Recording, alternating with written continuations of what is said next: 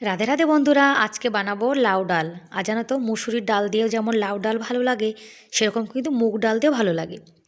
তা আজকে না মুসুরির ডাল বানাবো।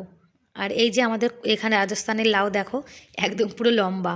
আমাদের কলকাতার লাউগুলো কিন্তু দেখতে জানো তো ভীষণ সুন্দর লাগে, আর খেতেও কিন্তু ভালো লাগে। এই লম্বা লাউগুলো জানো তো অতটা স্বাদ নেই, কিন্তু এখন কি করা যাবে, যা পাওয়া যায় সেগুলোই খেতে হবে। আর লাউ ডাল কিন্তু আমার বর, আমার ছেলে, তারপরে আমরা সবাই কিন্তু পছন্দ করি। আর এই যে মুসুরি ডালটা বানাচ্ছি, এটা কিন্তু গোপাল সোনাকে ভোগ লাগাবো না, এটা জাস্ট আমাদের জন্য বানাচ্ছি। আর আমি কিন্তু বেশি বড় বড় করিনি লাউগুলো, কেননা লাউগুলো জানো তো অতটা ভালো না, গলতে সময় লাগবে। আর একটা টমেটোও দিয়েছি, আর কাঁচা লঙ্কা দিয়েছি, একদম সিম্পল রান্নাবান্না। লবণ আর হলুদ দিয়ে এখন লাউটাকে ভালো করে একটু ভেজে নেব। আর রেসিপিটি কেমন লাগলো কমেন্ট করে কিন্তু অবশ্যই জানিও, ভালো লাগলে প্লিজ এটা লাইক করে দিও।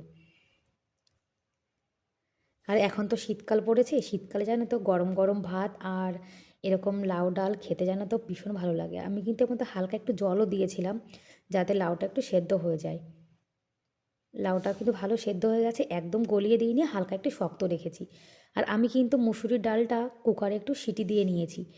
আমি সবসময় কুকারে সেদ্ধ করে তারপরে কিন্তু ডাল রান্না করি। আর ডালের মধ্যে একটু ধনিয়া ধনিয়া পাত্তা দিয়েছি। ধনিয়া পাত্তা দিলে কিন্তু মুসুরির ডালটা খেতে খুব ভালো লাগে। ব্যাস তৈরি হয়ে গেছে লাউ ডাল।